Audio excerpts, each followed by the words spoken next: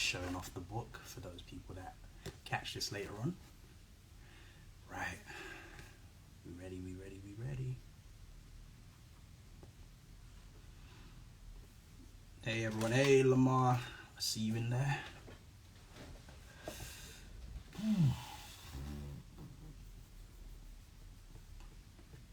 Just waiting for Jason to join me.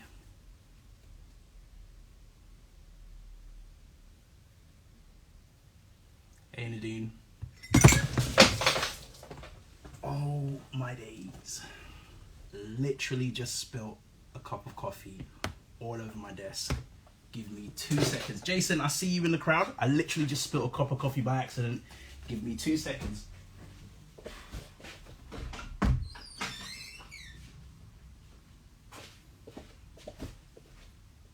Oh my days. Ooh.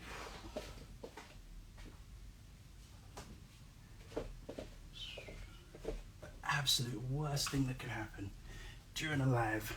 Just spilled my cup of coffee. Alright, I've just tapped Jason into this live. He should be joining us in a second.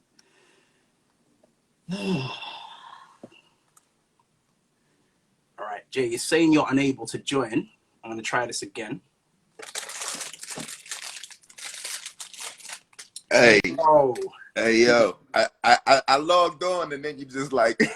Yo, the absolute worst thing that could ever happen. Literally, just spilled a cup of coffee all over my desk. Like, fresh coffee. Ugh. Hold on 1 second. Let me back this camera up a little bit. Oh, hold on. I got like the ill rig in this joint. You know, all the things that we learned to do over the pandemic. Hold on 1 second. Doing the same. Just trying to clear this desk. Get rid of as much of this coffee as I can. Don't do this intro properly, man. Ugh. It's the absolute worst. I've done so many lives, never spilled coffee before. And I'm so excited. And then the coffee happens to the best of us. I'm telling you, the coffee just gets spilled all over the place. It's the worst. Right. I'm good on my end. I'm good on my end too, man. Let's start this up. Jason. My guy, what's happening? Bro, this book is amazing. Thank you, man. I've got so many questions and I'm trying to keep this to a thing where like, I mean, I don't want to take up your time and just ask the questions that I want answers to. I want to get questions in as well because I got questions. Like, this book is incredible. Like, I haven't been able to put it down. There's so many things buzzing in my head as I'm reading it. For those who don't know, I'm talking about this book right here. It's called StuntBoy in the Meantime. There's a link in my bio to where you can pick this book up when it releases tomorrow. It is an incredible book and I recommend it highly. For those who don't know who you are, could you please let them know who you are, Jason? Yeah, I mean, you know, I'm Jason, my mama's son. You know what I mean? I'm always careful about introducing myself with accolades and resumes. And I mean, look, man, I'm you know, free black boy, Isabel's son. You know what I mean? I've written a few books. I've been a few places. I've said a few things, brother. And this is just the newest edition of all of that stuff. I guess the most notable thing these days is National Ambassador of Young People's Literature here in America. I'm the Carnegie winner, or the Carnegie winner, because I always say that wrong. Y'all say it very different. I don't never know. You know what I mean? Over there, I'm the Carnegie winner. Shout out to that. I'm a proud person who's a part of the Knights of Publishing Camp, which I'm also really grateful for and proud of. So, you know, those are a few of the things, you know what I mean? That's fair enough, man. I can't do a better intro than that myself. You are currently, after this particular book, one of my favorite authors working today, because this book is something, man. Honestly, I can't even gas enough about this. I'm gonna try my best to not overdo it, but this book is definitely something. I'm not even finished yet. I've got like just about 20 or 30 pages left of the book, and then I'm done. But everything I've read so far is just something. So I guess the best thing to do, because we're here today to launch the book, the best thing to do is to get talking about the book. So, for sure. StuntBoy, Can you give us a little background history into how this came about? Yeah. And I want to say real quick, 'cause I know there's a lot of folks on here. For all my UK folks, the book come out, what, tomorrow? Tomorrow. It's out tomorrow. Go buy the book. The book comes out tomorrow in the UK. For all my US folks on here, the book don't come out until the 31st of November. So this is also a big deal, right? And this is a big deal because this is, I think, the first time, at least for me, that the UK edition comes out well before the American publishing of this book, which is dope. So shout out to the UK, y'all get it first. US is coming later on. It's some issues with the boats and all of that kind of stuff. You know what I mean? StuntBoy. So here's the deal. I was maybe like a year and a half ago, I was trying to figure out, like, in the midst of quarantine, COVID, and all that stuff, when it was at its height, the news kept reporting about the divorce rate being through the roof, right? That people were just like being forced to live together. It was like, yo, I don't want to be married no more, right? You know what I'm saying? And It just was sort of like breaking families apart. Now, that's to say that, like, in America, the divorce rate is already 50% anyway. Yeah. Right. We have 50% anyway. And I come from a broken, quote unquote, I don't like to say broken because we ain't broken people, but I think I come from a different family dynamic. All of my friends come from different family dynamics, right? These sort of complex family structures. And I remember when I was going through this as a 10-year-old, my mom just didn't know what to say. She didn't know what to tell me, right? Or my older brother. She didn't know how to help us process it because she was too busy trying to grieve and deal with bills and trying to keep the family afloat and keep the roof over our heads. In it as well. She was in it as well. She's a human, right? So she's in it too. Meanwhile, I'm kind of like flailing around like, yo, but what am I supposed to do that this is hitting at the very moment? Like, I'm going to middle school, so my hormones and my body and everything is changing, as well as my family. And like, there just wasn't anyone to help me deal. And so I was trying to figure out how to write about it. And how to write about it in a way that didn't feel heavy or didactic, because I ain't really with that. Like, I'm just not that guy. I don't want to be preaching and teaching, and that ain't me. You know what I'm saying? But I did want to figure out how to talk about this because it's real for so many of us, and so many young people today. And so I had to figure out, well, how do you do it in a way that feels real and respectful to the child?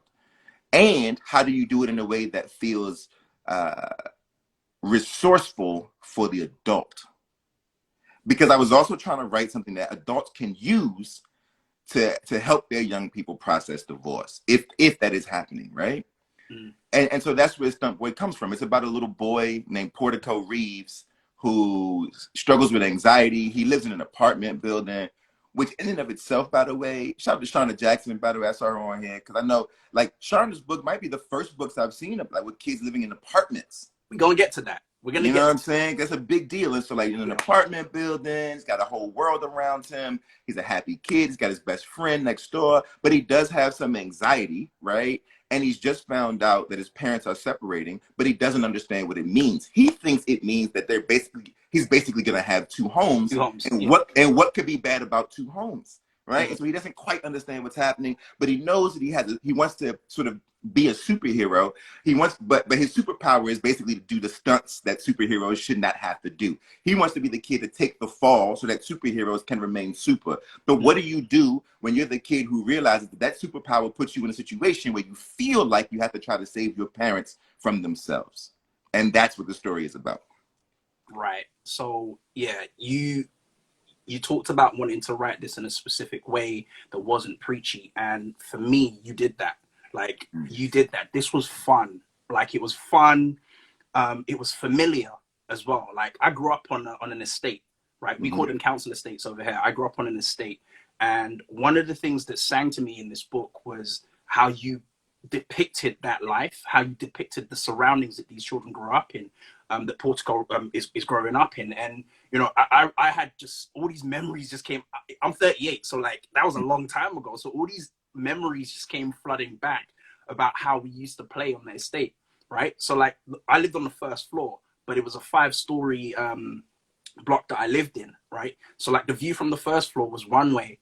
The view from the 5th floor, that was something else. To us, completely different. Yeah. Right? Like, it's like we was high, we were so high. Now the fifth floor is whatever, but you know, Right. to us as kids, it was just another world was up there. Like, and we used to do this thing. We used to be shook to go past the third floor. It was a dare to go past the third floor into the fifth. So I'm reading this, and all of that's just coming back to me, man. And that's the stuff that, for me, you know, I don't have that wide like a reading experience of what's out today, but I consider myself to be reasonably on the pulse, and I don't see any depictions of that life in books for children today, as if that life doesn't exist.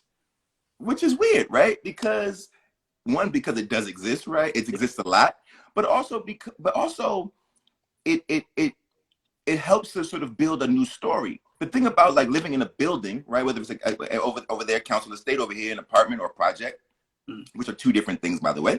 But the one thing that's different about telling a story in this way is that the world is contained. It's a self-contained world. Every character that you will need is connected to your house. And so I was trying to figure out, like, yo, I could literally write this book forever. Like, I could write this series forever, because these characters, one, you're never going to meet them all. And even if for some reason I introduce you to every character in the building, it's an apartment. People come and go. Oh, yeah. People come and go. Part of the mystery. Like, now, like I'm in a flat right now, and it's 9 stories. I only know one person that lives on the 9th floor. I don't know anyone else. Like, Exactly. I've lived there for 10 years, and there are people that I still don't know. And like you say, people have come and gone in that period of time. So seeing that portrayed in this particular book, you know, how you describe the castle, because the castle is what you call the building they live in. Yeah. The sense of wonder, the sense of adventure that you imbue the story with is just marvelous, man. It's nothing short of spectacular. I'm gonna gas you a lot during. Oh man, I appreciate it. I need it. I appreciate it, brother. This hit me. Also, another thing for me that was amazing was your depiction of anxiety. Like, I didn't know until I was an adult that I suffered from that. I just had coping mechanisms. I had ways of describing it to myself, the feelings, the sensations, and just coping and getting on with it. It wasn't until I had the language to describe what it was that I knew what it was. And now I'm better off having known. And the way that you described this, man, it touched me, man. Because I'm sitting there reading this and I'm thinking, oh, wow, this is incredible. Like, kids have this and they don't know they have it. You know, they would describe it in the same way. And for me, you talked about the book as a tool for parents to be able to, I guess, engage with their children in these in those kind of situations. And I think that is a perfect way to kind of identify what's going on with your child when your child is acting out, you know, while you guys are in that situation. Could you talk a bit more about, you know, about that? Yeah, you know, I was diagnosed with clinical anxiety when I was 25. You know what I mean? And the diagnosis was like freedom. It was like a ticket to freedom, right? It was like, oh, okay, now I know what's happening to me. But the way to think about it, right? When like to write it is like, how can I put language to what it feels like is happening in my body? Because what it feels like, and for anybody who has anxiety or who's been through panic attacks or any of that stuff, right? And in the book, he calls it the frets. Like it feels like the rearrangement of your organs. Right. So it's a really weird thing. So like we talk about like, oh, it feels like my chest is tight or my stomach is hurting. Right. But it really feels like whatever your heart is now in your belly, and whatever your belly is now in your throat. Right. And everything is sort of like your body is becoming jumbled in a strange way. And that's the way it, like, when you're like a 10-year-old, that's the way it feels. Like, oh snap, like everything inside my body is like has rearranged themselves. Right. I'm like, I've been shaken up in a strange way. And now I'm trying to figure out basically how to put my body back together and put the organs back where they belong. But in the moment, it feels really uncomfortable, right? It feels like you're out, like you're literally out of sorts, like you're literally out of order, right?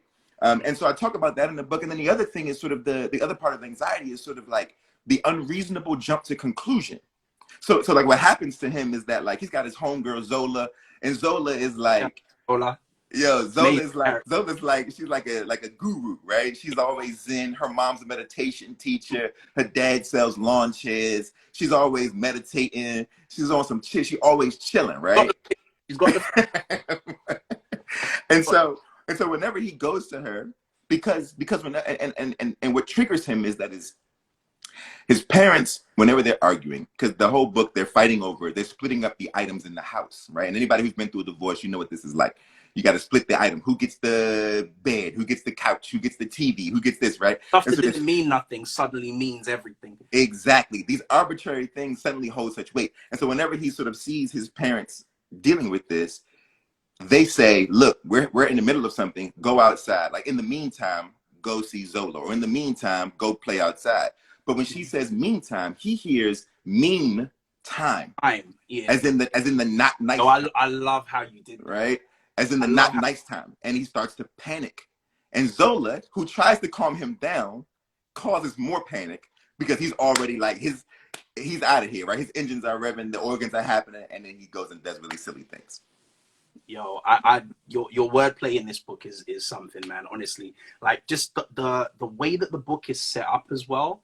Like, for me, I felt like I was reading, and it's weird to say this because I'm used to watching these things. I felt like I was reading one of my shows from the 80s, from you know, my superhero shows from the 80s. I felt like I was reading it complete with like intro, complete. Yeah. Yo, so for me, because you know, I'm in the business of making books myself. So like, what was the thinking behind that? Was that always the intention to kind of, you know, break it down like that, to have it written in an episodic format? Yeah, you know what, man? So like, it was always meant to be episodic. I wanted it. Look, here's the thing. There's a lot of kids who hate reading books. And so for me, instead of writing books about how books are amazing, I write books about how books suck. That way, the young people feel confirmed in their beliefs and how they feel while also reading a book. While reading the book. While reading a book, right? So like, you know, that's why in the beginning he's like, yo, he says anything's better than books, right? He says it. And so I set it up where as if it's like an episodic and it's like a TV show. And for those of you who haven't seen the book yet, every single story is 10 different stories, like chapters, right? But they're actually like episodes, and they all begin with a theme song. Right, welcome to StuntBoy in the meantime, and there's like a band, there's like, and it says live in front of a studio audience, and there's a whole thing about like, and there's a cat that's like running the show. It's a cat who's doing all the like, the cat is basically running this whole story, which you'll see as you read the book. But I really wanted to go back to like the old school sitcom. I wanted to go back to thinking about the things that made me happy and the things that I engaged in, and laugh tracks and you know, all of that kind of stuff, just because I think young people need a break from what they consider books, especially young people who don't like to read books. I'll do anything it takes to get young people to read. I'll even sort of betray my own, right? My own sort of, you know what I mean? Like, I'm with it. It doesn't matter. Whatever works. And so this is just what it had to be in this particular book. Right. So it's a success as far as I'm concerned, man. Just, you know, it's not rigid in its telling in any which way. Like, it goes up, it goes down. Like, can you tell me a little something about how you name people? Because that jumped out. Like, the name you give people jumped out to me. Herbert Singletary, the worst. Can you tell me a little bit about how you name people? Yeah. All right. So, you know, it varies, man. But what I will say is, usually I'm always like, nothing is arbitrary. Right, I think long and hard about names, and I mean, for those of y'all who read the Run series over there, like, those names mean something, right? Like, I mean, you take a name like Patina. Why do you name a girl Patina? Well, what is a patina? A patina is basically when a piece of leather or a piece of wood has been worn down and it develops a shine to it in the wearing down of a thing. That's a little girl who's carrying weight and has been worn down and yet is still shining. That's why her name is Patina. Do I explain that in the book? No, but that's the reason why I would choose a name like that, right? With the kids in this book, all sorts of things. The original version of the story was an upper middle grade novel, and it was a straight ahead novel, right? Not illustrated, just a prose novel. And his name was Portico Reeves because the original version of the story, his mother was an architect, and they lived in a house that was the shape of a heart. And so when the divorce happens, it's literally a broken home / broken heart, right? And she names him Portico because portico is an architectural term, right? It's the archway, right? And usually an entrance, an entryway, or some sort of pass through, and that's what the child was supposed to be, the conduit, right? So that's the reason why his name was Portico originally, and then I sort of changed the whole book, but I love this name. And Reeves, of course, comes from, is an homage to Christopher Reeve, who was the original Superman. Superman. Um, Yeah, I picked it up, and I wasn't sure. Yeah. And then you think about like Herbert Singletary, the worst. So for his name, it really was all about how do I subvert the bully trope? Yeah. So like when we think of the bully, usually we think of like the big guy, right? He's usually a big guy. His name is always like Spike or like Butch. You know, yeah, Butch, right? So I was like, what if we do a little guy? Because when I was growing up, the toughest kids in the neighborhood were the small guys with the mouth. With the mouth, right? And the truth is like my best friend is a small guy, right? When we were kids, he was the one putting everybody on their backs. He was the one knocking everybody out. The big guys, it was like, he a big dude, we're not going to test him. The small guys knew they were going to be tested, so they put you down, right? And so I was like, what if we could make him small? And what if we name him something nerdy, right? Quote unquote, instead of being like Butch or you know what I mean, Cujo. It's like, let's name him Herbert Singletary, the worst, right? And because I think that's a little more, to me, it feels iconic in a certain way, and it's just funny, man. It's just funny. It's funny, but it kind of like, for me, in context of the book, it hit supervillain. Like, you know, like it was like Portico's arch nemesis. Like it hit that for me too. Like, and absolutely of the whole, you know, him disappearing into the boiler room. When I read that, I was like, where's Jason going with this? Like, it was so trippy because like the kid just disappears into the room halfway between the apartments. I'm like, where is that? Does he live in the walls? He lives in the boiler. He lives in the boiler room. You know what I mean? Like, and the super, like, was that intentional? Because this dude looked like Eazy-E. Was that intentional? No. You know what? So Raul, it wasn't intentional, but Raul was like, yo, because Raul grew up in a building, and he was like, yo, the supers always, like back in the 80s and 90s, the supers were always like coolest looking. The coolest dudes. They always, like, I think now we think about supers as always like an old man, but the supers from the 80s, it's like the super was always the coolest dude because they was living in an apartment for free. So like we're talking about a cat who gets to live in any building that they work in for free. You saying for free? They got paid. They got paid, exactly. They got paid to live as long as they did their jobs, right? Mm-hmm. And so like the super was always fly. And so you see this dude, he's got his overalls on, he's got his glasses, he's got his hair you know what I mean? Like laid out, like he's super cool. And I love that. And even thinking about the super, right? And how we call them the super. But like, and like when you're a child who wants to be a superhero and you find out there's a person in your building called the super. Super, yeah. It's like, yo, clearly he's our Professor X, right? He's our Professor X. Nah, it was dope, dude. Honestly, I was just every time, like, you know, you got the block party, all these things that you had, man. Like I was blown away by this book. So, like you mentioned Raul, and you know, shout out to Raul because he's one of my favorite illustrators working. Genius, absolute genius. And you know, he couldn't be with us today because he had other things going on. But you know, shout out to him. How did that relationship come about? Like, you know, how did that work? Yo, it's wild. So Raul, I mean, look, I've been following Raul for a long time. Shout out to the Vamos series. Shout out to Low Riders in Space. Like Raul is the guy. And when I first came up with the idea for this, I was calling Raul to see if he knew any other illustrators for me to work with, right? So I called Raul. I'm like, hey, bro, like I know you're busy, but I'm looking for some illustrators or an illustrator to help me do this project. And he's like, well, what's the project? And I was like, oh, you know, it's this kid in this apartment. He wants to be a stunt man. He's got this homegirl. I'm breaking it out to divorce. And he's like, I mean, like, I don't know who to put you on to. I mean, I could make a call or two, but like, I'm down if you want me to.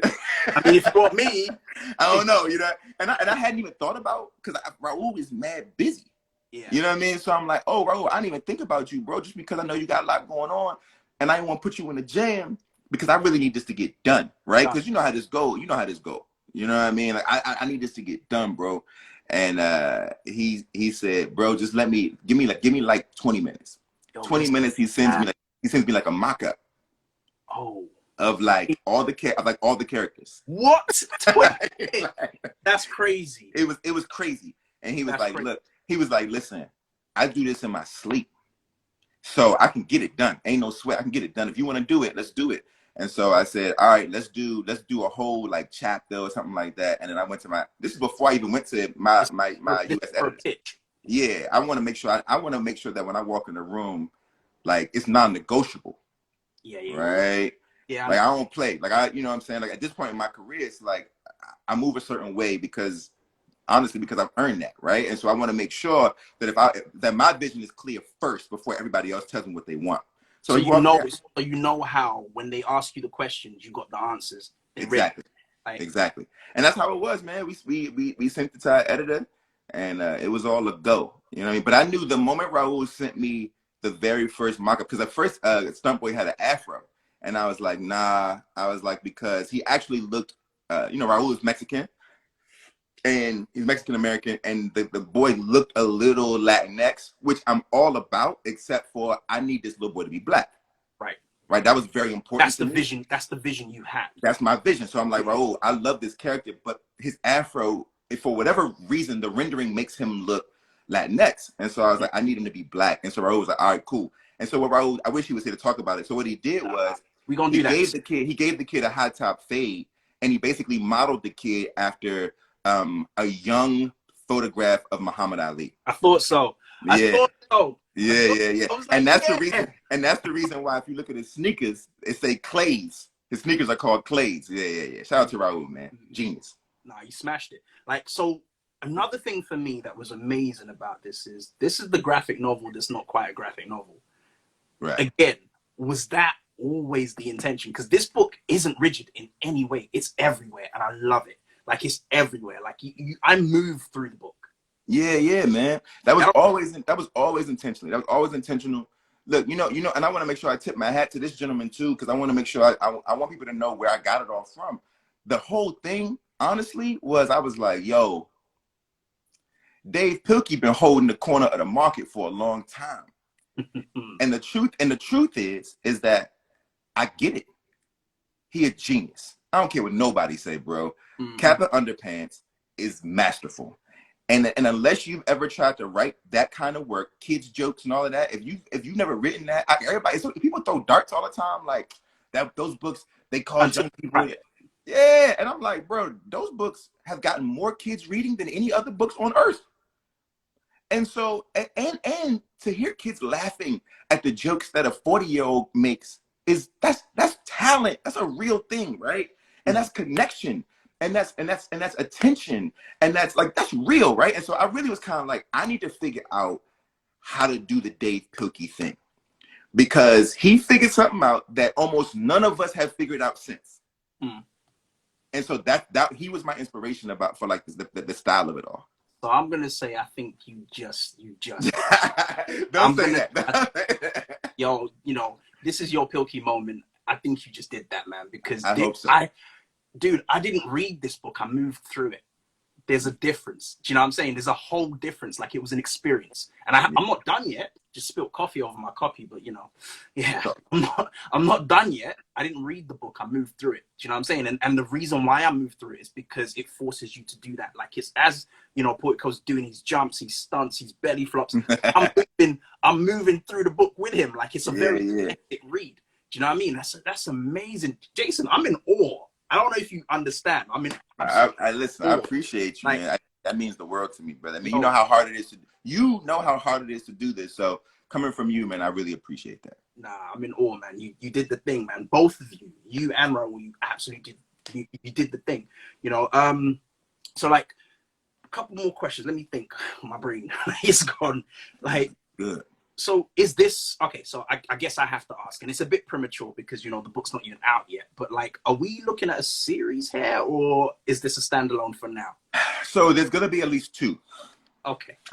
Look, here's the thing, man. I mean, look, I'm easy, brother. The way I work for this kind of work, especially, is like there's two for sure. If it takes off, then we'll roll with it. Right? That way, like, we'll roll with it. That keeps the stories, I think for me, that keeps the stories fresh. It keeps them fun to do as well. You're not sitting there having to kind of dream up a story for the sake of a third book. If there's no third book, there's no third book. Hey, look, Dapo, you see Amy in here. Now you got me jammed up. See, Amy, now I done said it out loud. Look at Amy. We need the answer. Now I'm going to get a call, man. She's going to hit me on the jack. I'm sorry, man. I should have known better, man. I'm so sorry. I should have known better, man. My bad. But seriously, if look, man, I'm at the beck and call of the kids. if the kids grab a hold and bite down, then we're gonna go ahead and roll with it. You know what I'm saying? I probably got 10 in me. I don't know if I got more than that, but I probably got 10 in me. Like it's light. You got 10 in you. Yeah. I got 10 in me for this kind of stuff. But I mean, but think about it, right? Like that's the reason why you don't write. That's the reason why this book isn't set up in some sort of like continuous narrative, right? It's episodic. So I can literally make up an episode. It's like writing short stories. You know what I mean? Like as long as you put them in the world, then it can work. And also the world you've built as well. Like this is another thing, because I'm at the beginning of my career, if you will. Like, and I'm still learning so much about world building, about character development, all these things. I've only written one book, so like this is still very much study for me, and this is why I was tearing through this. I was like, yo, okay. So like the characters that you built as well in this, and I think this is what a lot of people are going to love and appreciate. Like there are so many characters that you can jump to, so you don't necessarily have to have you could have StuntBoy, and then you could have a book that focuses on another character in exactly, and so on and so forth. So when you say it like that, I get how there's 10, there's 20, there's it's a whole apartment building full of characters, bro. Yeah. Honestly, incredible.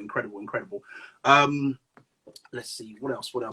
So, for everyone tuning in as well, if you want to ask Jason any questions, you can do so. There's a little box down below. Like I normally set like about 15 minutes aside to answer some of your questions. So there's a little box down below that you can put questions in, and we will try our best to get through all of them, or as many of them as possible during this session. Right, so just some questions. So like, I mean, I don't know how things are over there, but what was lockdown like for you? What was the experience like for you? Man, that's a good question, bro. It was tricky. I mean, it was. I mean, I got to make StuntBoy. I got to do a whole bunch of other books and work, and I poured myself into my work. The first 6 months though, I couldn't. I had a hard time trying to find my language, find my discipline and my focus, and that's not hard for me, right? Anybody who knows me knows I'm very, very, very disciplined when it comes to my work, when it comes to my job. You know what I mean? Like I get busy every day, same time. I'm locked in. I focus, but I couldn't do it. And so for quarantine, I had to go back to the pen and pad.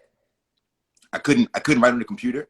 I had to I bought thousands of dollars worth of like art books and stuff, because I couldn't get the stimuli that I normally get and the inspiration that I normally get, because we couldn't go outside. And so I would be looking at books about California and books about, the 60s, and books about different artists and fashion, and, just tearing through whatever could stimulate me creatively. And, I had to get back into video games, like all this stuff that was really just meant to kind of spark me in certain ways. And it ended up working, right? I had to get an office outside of the house. So I found an office space that I could actually just go from here to the office space, because I had to change the scenery. It was just tough at first, but then I found my groove and got to think about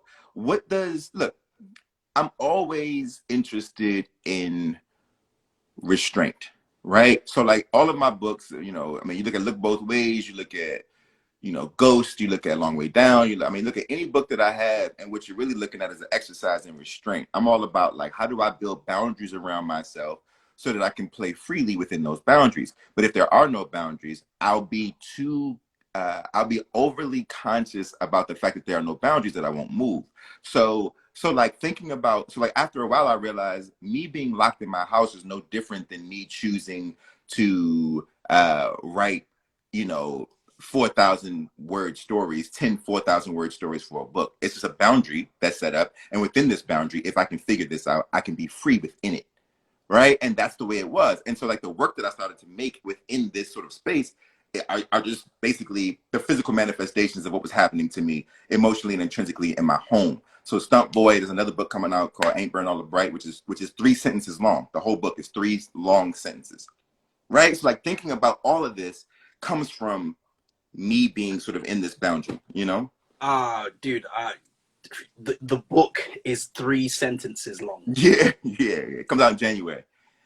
Yeah. See me pulling my forehead because I'm trying but it's YA. Brain around before Amy gets on here. It's a YA book, Amy. That's the reason why you're on here. That's incredible. That's absolutely incredible. So so that's how you managed to that's how you coped with things. That's how you dealt with things. Like, what's it like over there now? Is it kind of? No, it's pretty much open, man. You know what I mean? Like, I mean, I don't know if that's for good or bad, but it's open. I mean, people are moving around and the restaurants are open. Everybody's kind of out and about. But we wear our masks. I mean, in DC, like 85% of the city is vaccinated. Everybody's kind of cooling. You know what I mean? And so it's all, I mean, I won't say it's all good, but like we managing, you know what I mean? Yeah, you do what you got to, man. You do what you got to. All right, so we're going to go to some of these questions.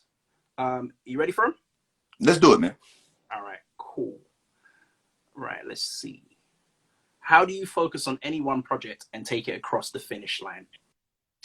You know what? This is a good question. And honestly, over time, it's really, the answer is really just, it's how you focus on anything, right? So like, for instance, I always equate writing to marathon running. If you have ever run a marathon or have done anything that requires a sustained physical output, you know that like it feels never ending. But if you can just stay the course, you know that there will be a finish line, right? And like you only got to experience that one time. And then you can then you can kind of step into every space with the faith that faith in the process. That's my whole thing.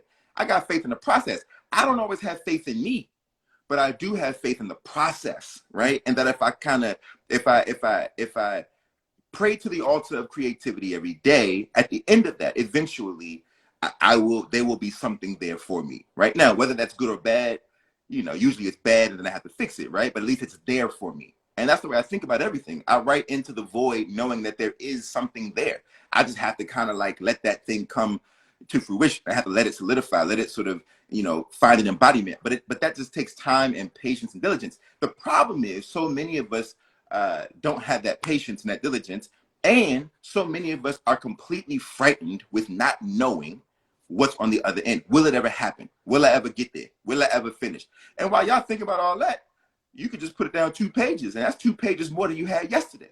I tell the shorties, I tell all the kids, I'm like, look, the average book comes in around 60 to 75,000 words. That's about like 250 pages, right? So if you're looking at like 250 pages, that's basically like you saying, I'm gonna write 1 page a day, every day with the weekends off. That's a commercial break. That's you writing during the commercial breaks. In 1 year, you done. Slow and steady wins the race, right? And that's the way I think about it. Slow, steady, consistent. Consistent wins the race. And you know, again, these are lessons that it's taken me a long time to kind of not just learn. It's things I've known, I've heard it before, but like to implement it, that's a whole different thing. So yeah, no, I appreciate that, man. All right, let's jump to another question. And I want to say one more thing. Dapo. The other thing is you can't be afraid to write badly. You can't be afraid to be trash, right? I know I'm trash. Everything I write is trash at first. I got drafts on drafts on drafts of stuff that people will see when I'm gone in my archives or whatever. And everyone will be so surprised that I ever had a career at all. Because my first drafts are really bad and I have to go through and I have to put it together, right? And so I think the fear of writing badly will stop you from writing anything. Don't be afraid to be trash. Everybody good, everybody bad before they good. Everybody. 100%. And everything. 100%. And again, elaborating on what you said earlier about it being a process. It's a whole process. And the process starts with trash writing and then it builds up. So it's a process. And that's what I think a lot of people don't quite grasp. You know, they always have this expectation of arriving finished and arriving perfect and arriving ready to go. And that's not how any of this is. Like there's draft upon draft upon draft, edit upon edit upon edit before you get this, you know? So yeah, that's brilliant. All right, let's jump on to the next question. Let's see. Right, hopefully this all comes up. Are you working on more than one project at the same time? And if so, how do you balance them as well as your life duties? I am definitely working on more than one project at the same time, but they all occupy very different sort of spaces in my brain. So, and the way that I sort of break it up is different. So for instance, right, the way it goes is I get something done and I get it off to the editor, which then buys me time to focus on something else, right? So like for instance, right now I'm finishing up this week, I'm finishing up the script for the screenplay for Long Way Down, for the movie, right? I've been working on it for the last however many weeks, and it's due on Friday, and I'll turn it in on Friday. And come Monday, now that that's off my plate, is that done? No, just the draft is turned in. You wait so for notes. So I've got a few weeks before the notes come in. And in those few weeks, I'm going to turn toward my adult novel that I'm working on. Right. And I have the notes back from that novel, and I'll start picking through those notes. And because they occupy so many completely different spaces, I'm able to just turn one on and off. Over the years, I've learned to do this. Right. The other thing is that, like, I don't have no job. So I always talk about, or this is my job. So I always talk about, yeah, this is my job. But I like to make sure that we're honest about that, because writers really be on here talking about how they be getting busy. And it's like, yeah, but you don't have no kids. You don't got to go to nobody's place of employment. You don't got, right? And I don't have any of those things. And so I want to make sure that I'm in a place of privilege where, because it's important that y'all know that, right? Because everybody's like, it seems like it's magic. It ain't magic. I just got wild time on my hands. Wild time. I don't do nothing but this. I mean, like, I do some school visits and I do lectures, but like most of my time, I'm literally thinking about writing or looking at inspirational things to begin writing, or doing research or reading or watching movies to think about writing. Or, I mean, that's all I'm ever doing. And so the output seems really high, and I'm able to kind of move back and forth in that way. Okay. You see, the thing, just to add to that, as much as you are absolutely correct in that, it is a privileged role to have, it is still work, and that is something that I kind of have to drive home to people as well, the other side of it, which is work, and it is still authors giving of themselves, and for every kind of school visit you do, for every book you put out, it takes something from you, so you need to kind of balance that. Listen, I wouldn't be able, where would I be without therapy? Right. Because the other part of it is writing, and this is the part that people don't get. Writing, in order for you to do it, you have to be okay with with hearing your own voices. Yeah. And these voices are usually the voices that we're able to mute and push away throughout our everyday busyness and the noise of our lives. But what do you do when you can't run from it no more? Because your ability to make a thing has everything to do with your ability to hear yourself. So now you got to address all of your ugly and all of your fear and insecurity, all of your silliness and immaturity. It's all there, and you can't run. All your thoughts, like. Rough. Yeah, it's you on you. It's you on you. And that's the part that I don't think a lot of people fully grasp sometimes. All right, let's go. Another question. Oh, look at this guy. Look at this guy. Hey, my guy. Gamer. Shout out to Lamar. Now that you're a gamer, are there any new video games you're interested in trying? And you know what? Lamar's a genius. He's reading my mind, because I heard you mention that earlier. And I'm like, oh, okay, what's good? What's going on? All right. So look, first of all, Lamar, I don't really know a whole lot about video games. Lamar, I'm trying to because he told me a few I was supposed to try out, man. But I'm right now, all I'm playing is what do I have down there? I'm playing this one game. I can't remember what it's called, but the whole point is for you to find fire and burn your belongings. It's like a game about letting go. It's kind of amazing. Wait. What console did you get, first of all? I got PS4. Okay, all right, cool. I'm a Switch guy. I like to game. I got a Switch too, though. I got a Switch too. So whatever games you play, let me know, because I got a Switch too. But it's been interesting. And the other thing is, I'm trying to find games. Look, I live a stressful life. I don't want to play stressful games. I'm not interested in shooting and killing people. That's not my jam, right? No. More power to the people who can do it. But I want games that's I can kind of disappear. You want to switch off. Yeah, I want to disappear into the game and move around the world. I'm not interested in running and shooting and ducking and rolling and no. This is Metroid Dread. This is my treat to myself once the workload is done. This is my Christmas present to myself. I bought it a little early. This game is go just type in Metroid Dread on YouTube. Watch a few videos. You'll see what I'm talking. All right. I'm gonna see what's what. But yeah, Lamar, let me know what you got. I know you told me some game I was supposed to try out, but text me and tell me again so I can buy it today and give it a shot. But if it's a whole lot of killing and explosions, my chest can't, my stomach can't take it, my anxiety can't take it. I can't do it. This is a kind of platform shooter, but it's a horror kind of platform shooter in space. So it's got a real heavy cinema element. Okay. It's a scrolling shooter, so it's not first person. So okay, I could do that. Mario shooter kind of thing. Yeah, because if my blood pressure, if y'all cause me to have a stroke, I'll never forgive y'all. You know what I'm Sorry, man. I apologize. Let's move. Ooh, let's see. Okay, this is good. This is from Shauna. Oh, it's gone. I don't know why it's gone. All right, so Shauna was asking, on games, would you consider writing one? So I was asked to write one. And I said no at the time. This was a long time ago. When I first did Spider-Man, I was asked to perhaps get into the game writing thing. I think so. It would have to be the right game, and it would have to be, yeah. And I would have, look, I don't do anything without steeping myself in it, right? So like I wouldn't, so like for somebody came to me and said, would you write a game? My first reaction would be like, do y'all know Lamar Jobs? Right? Because I know that he's in that. You know what I mean? That's his world. And that's my guy. Like I would be like, yo, you should call Lamar, right? Because not because I can't do it, because I'm gonna need a moment to like learn all of this. Whereas my guy knows all of this already. He's ready. And he can write, right? And so I think that's just the kind of the way I move. But I think once I like learn more about the gaming thing, I haven't played a game since I was 14. I'm 38. See, right?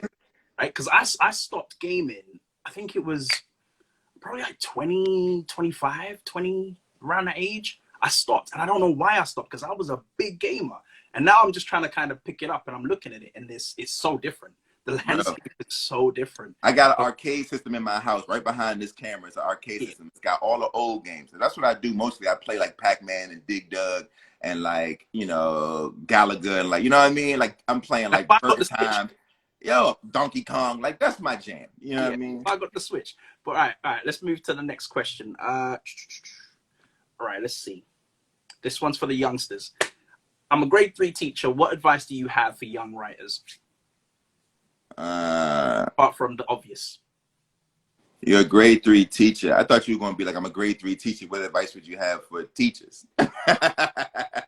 She's like, I'm a grade 3 teacher. Tell me about this writing thing. I think, you know what? I think that the exact same amount of care that you put into being a teacher is exactly what it takes to be a writer.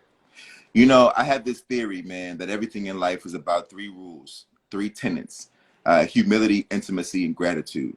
So as a teacher, if you're doing it right, which I'm sure you are, you understand that most of your relationship with your students are based on humility, intimacy, and gratitude, right? With writing, you have to bring those exact same tenets to the page, right? A certain level of humility. At the end of the day, any writer that ever tells you that they killed the book probably wrote a terrible book.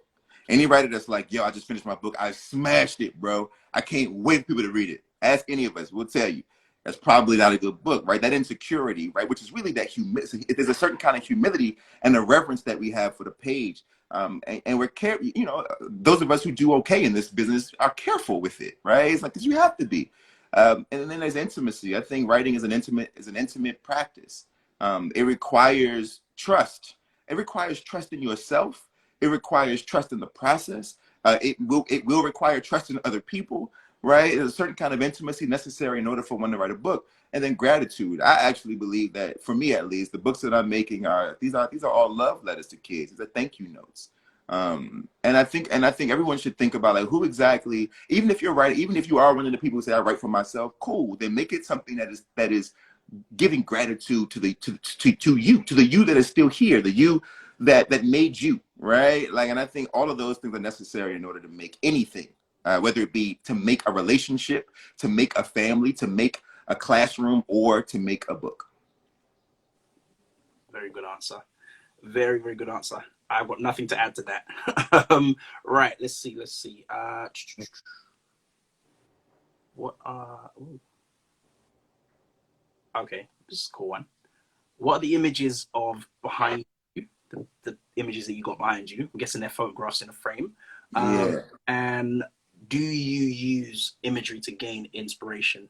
Yeah, this is a good question. So behind me, you know, I guess I could kind of, you can see there's a whole bunch of them. They go. Oh, they're beautiful. Yeah, and they're these. So like I've been an art collector for a long time, and these are actually from the 1970s. They're photographs from a wonderful, brilliant, legendary West African photographer named Maurice Peloche. But I basically collect all kinds of stuff. I've got like Malik Sidibe photographs, and I've got James Barnwell photographs, and I've got, I mean, like and I've got paintings and everything else. These are of young people, you know, maybe like early 20s, making out, because I think that there is something sweet about Black people kissing each other. Like, I just think so every day I wake up and I come up, this is upstairs in my home, so I come upstairs and I get to see Black people loving on each other in a way that feels fresh and innocent. And I like it. I like that. That makes me feel good. You know what I mean? And I'm always thinking about imagery, right? So like when I'm writing, look, I've been writing for a long time. This is my 18th year in this industry.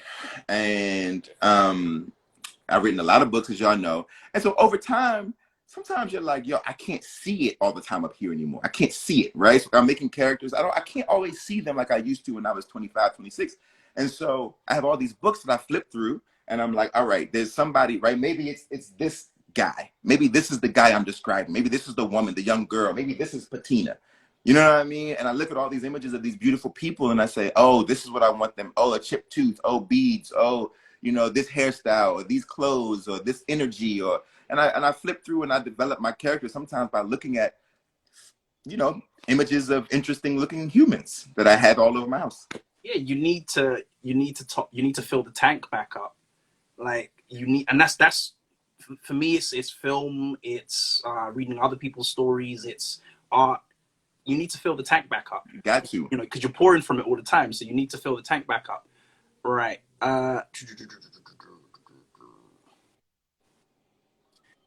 This is cool.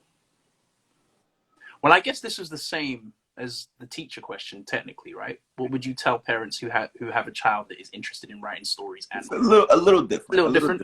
Yeah. What would I tell parents who have a child that's interested in writing stories in their books? Don't get in the way. Be encouraging, right? Like, be encouraging. I think when I was growing up, I remember the first time I told my mom that I was going to write, and I remember her trying not to, but to like basically try to hold in a giggle.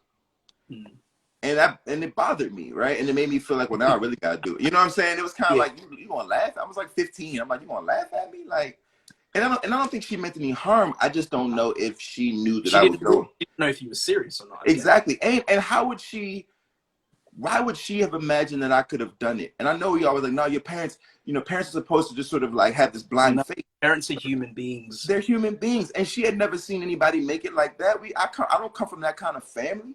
You know what I'm saying? We take jobs and we work for 40 years if we can, and we retire, and they call it a life. And so, you know, 40 hours a week, 40 years, $40,000. That's the plan. And so for my mother, she just couldn't imagine that I could make something of myself in this way, using this thing. At least I'm going this far, right? And how could she, right? You can't expect other people to believe in your magic. That's weird.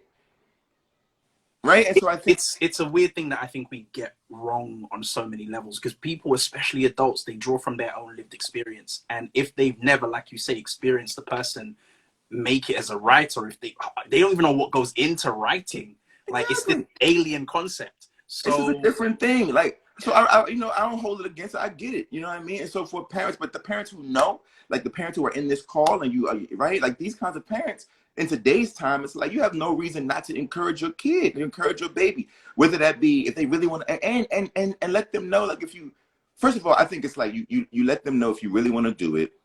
We can do camps, we can do all the things, and also if you ever just want to do it for a hobby, cool. I take like, it ain't got to be that serious. But I know it's, and big your kid up, right? So if it's like, hey, can you read something to me? And if they trust you, or if they want to share, which they don't have to, but if they want to share some of that, big them up. You know what I'm saying? Gas them up like we do at the basketball game. Be present. Be present.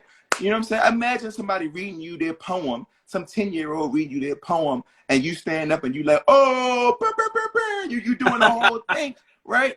Little homie feel big. You know what I'm saying? That's a big deal. And so I think if you're a parent of a child who wants to write, you pour it. You pour all in. You go all in, and you say, okay, baby, we're going to do it. Let's go get it. You're going to be the next so-and-so and so-and-so. You know what I mean? Or you're going to be the first you, and we're going to change the world. Exactly, man. You know, let's see. I'm trying to pick a real nice one.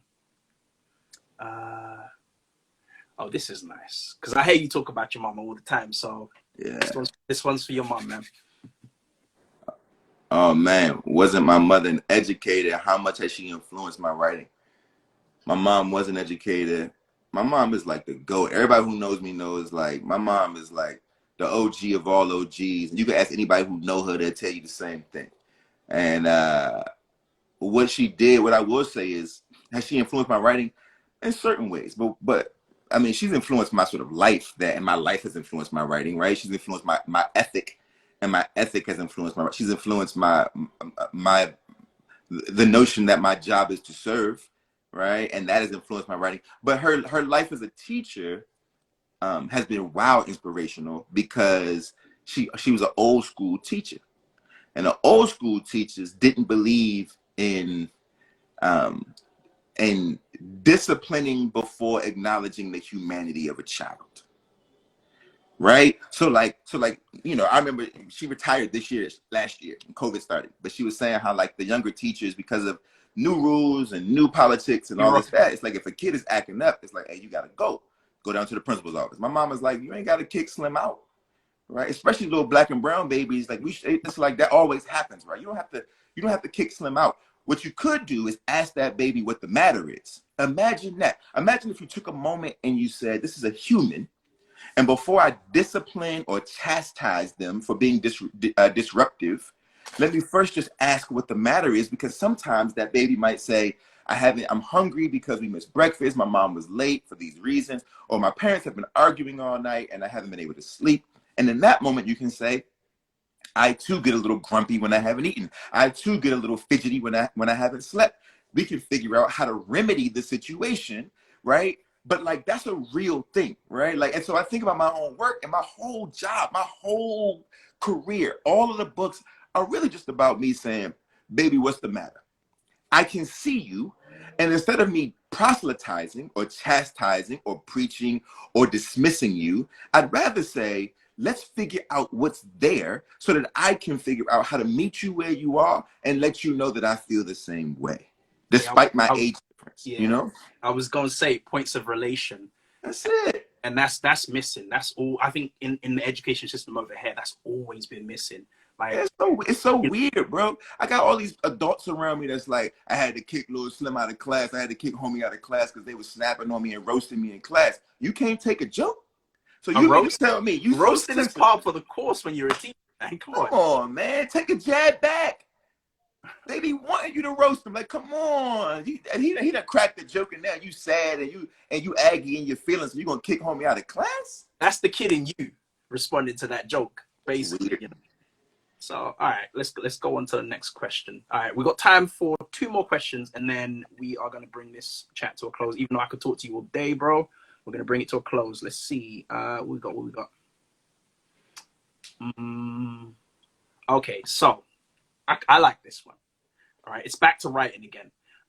What advice would you give to those wanting to write in this style? And by this style, I'm guessing she's talking about the style of StuntBoy. Yeah. You know, to study short stories.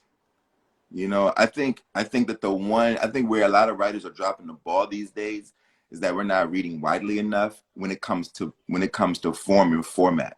I think a lot of us are reading widely when it comes to subject matter and genre, but I don't know if we're reading widely when it comes to form and format, right? What does the book look like? What does the language look like on the page? What is the composition? What is this like? How is the syntax different from the syntax of anything else, right? How can we make visual representations using words and language and the way words look, right? Like really kind of opening ourselves up to the art part of language arts, right? And I think if you and short stories is a part of that, poetry is a part of that, vignette is a part of that.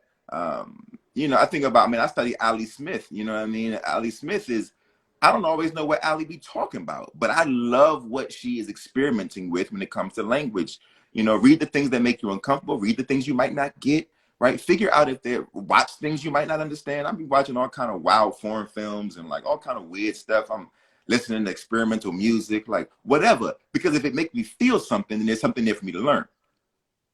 Right? If it makes me feel right now, I got a homie who's a poet, like a super nerd, right? And she's been teaching me how to do like scansion, right? Which is all about like understanding where the stresses are in the words and in sentences, and going through a sentence and figure out what exactly the sequence is when it comes to the stress points that makes a person feel a certain emotional reaction. Because if you can figure out what the sequence is in a particular sentence, then you can replicate not the sentence, but the scansion where the stress points are and cause the same thing.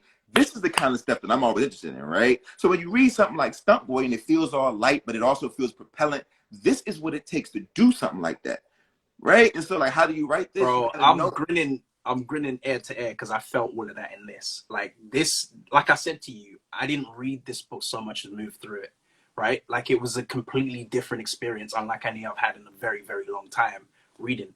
You know, I didn't read it. I moved through the book, and that's just amazing. I've never read anybody. Well, I haven't read anybody in a long time. I can remember this reading anything like this, and I can't gas about it enough. Thank you. Right. Thank you. Let's move to the last and final question. I'm trying to find something real nice. Let's see.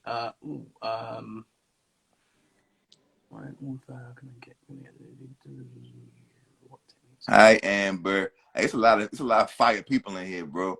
I would shout everybody out, but it's so many. It's a lot of heavy hitters in here, man. I see them just scrolling up. There's a whole load of people in here, man. You know, much love to everybody for showing up, man. For sure. All right, this is the last and final question we're going to go to for tonight. And it's again about writing, but this is about something that interests me. So I'm being a little bit selfish here by picking this. What techniques and methods did you use to help build the characters in this book?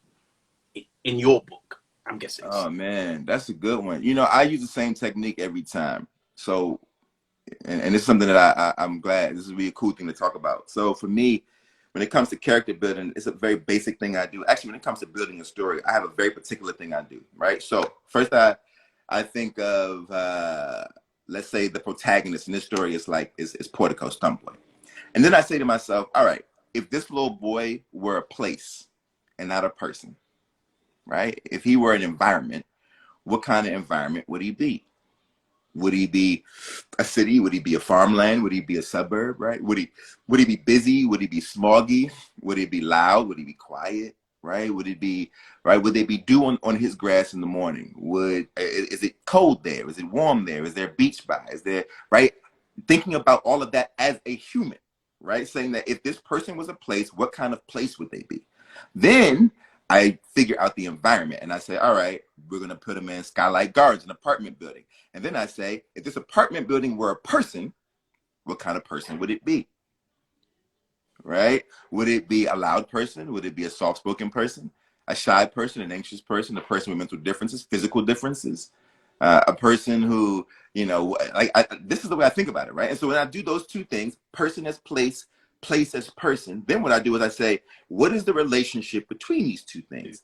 Yeah. And in the middle of that comes plot, right? That's where the plot is. And so that's the way I always think about sort of building my stories, is like, yo, every person is a place, every place is a person. And at the intersection of those two things is the story. That's a great way to end this live. Jace, honestly, like, thank you so much for joining me for this. Thank you so much for agreeing. This has been amazing, amazing live, amazing talking to you. I got nothing but love for you. You know this. Hey, of course, my brother. This book, I'm going to finish it tonight. This book, everyone, it's called StuntBoy. In the meantime, it's out tomorrow in the UK. We get it first for the first a while. And in the US, it come out on the 31st, I think, in the US. 31st of November in the US. Or the 30th. 30th or 31st. There's a pre-order. There's a pre-order link in my bio that you can use to pick this up. Now you can pre-order it. Like, you can get it tomorrow. Yeah, go do that. This book is amazing. I'm gonna see if I can reach out to Raul so I can complete this, you know, this duo, and you know, we can get his side of the story as well. But dude, this book is amazing. I can't wait to finish it. I can't wait to read it again. I can't wait to pick it apart. I can't wait to study it, because it's a masterclass in writing, basically. You know? Thank you, brother. Thank you so much, man. For everyone that's joining us today, thank you so much for joining us. Thank you so much for your wonderful questions. I apologize that we didn't get through all of them, but for those that came in late, you can also catch this live. It's going to be saved on my page. please show it some love, share it with other people so that they can, you know, learn about this book, learn more about Jason if they don't already know about Jason, and just enjoy this live. I've got loads of other lives with loads of other people on there as well. Watch them. They're very good to work to. Okay? If you don't get tired of my voice, that is. Jason, enjoy the rest of your day, man. Yeah, bro. Nothing but love for you, man. I can't wait to share this book, man. I see y'all soon, man. Shouts to Night Sub. I love y'all, man. Thank you, Yeah, Night big Sub. up to Night Sub, big up to Night Sub, big up to Lamar, big up to Candice. I see you, big up to Shauna, big up to all of you lot in this chat. Much love, man. Peace, man.